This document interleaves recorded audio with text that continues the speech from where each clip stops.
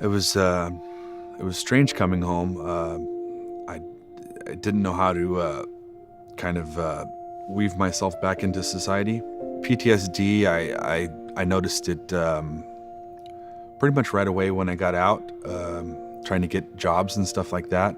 It was really hard to conform to a routine, I guess. I was depressed. I didn't have any motivation or joy in doing things, fishing or being around people, going to amusement parks.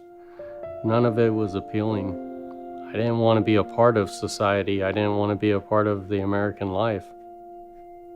When I came home, I just had a lot of anger. I turned to drinking and using drugs to kind of meditate myself. And so those were so when I got in trouble, things that had to do with my drinking and using and not my anger,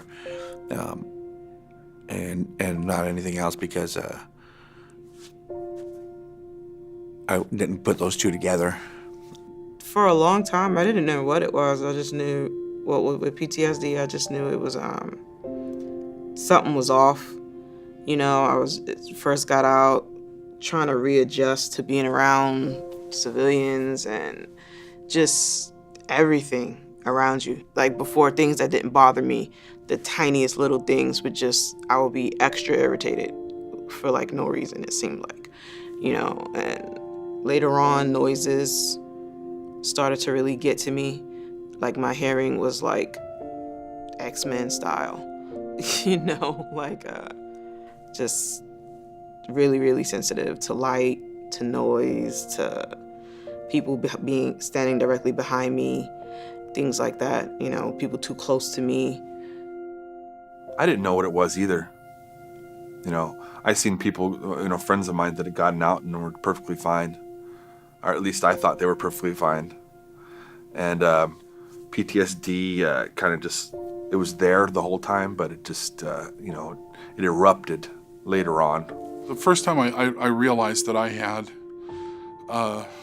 something wrong, and I didn't know how to identify it at the time, was it was a lot of nightmares. And I think I tried to gloss over it initially, because when I was in basic training, the only way I managed to keep my sanity through my sleep was I would dream of being home in my nice, warm, comfortable bed.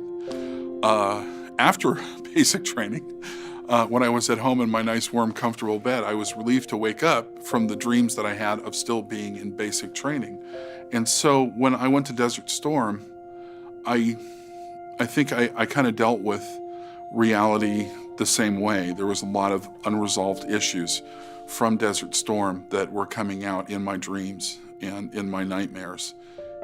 Well, I was one of those that was isolating, and things made me jumpy. Like I didn't like people standing behind me, or loud noises. One of the things that you notice a lot of times as well is that you're very forgetful. Your memory out the window.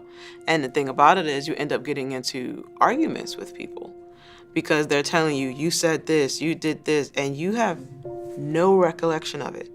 And I mean, it could have just happened 5 minutes ago. And you're like, I didn't say that.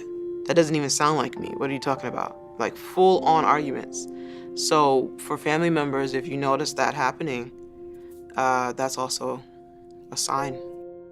Post-traumatic stress is really sneaky. Take a minute to do a self-analysis. What are you like now compared to what were you like before you went into the service?